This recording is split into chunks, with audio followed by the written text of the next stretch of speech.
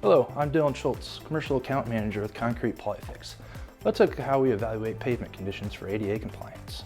Close compliance with these standards can significantly lower risk of legal liability related to foot traffic on your property. First, we identify the clearest routes for accessibility into an adjoining structure or exit. Second, we review surface conditions. Surfaces must be stable, firm, and slip-resistant to ensure safety and compliance. Third, we review slopes and ramps.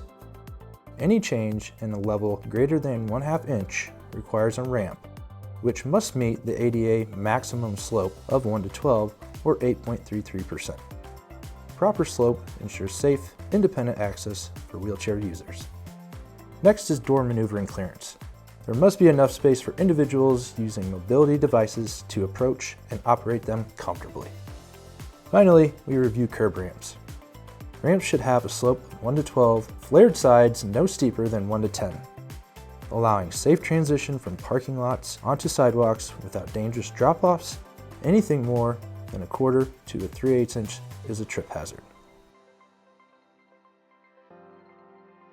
Make sure your pavement is ADA compliant by visiting us for a free quote at concretepolyfix.com or by phone at 309-761-6398.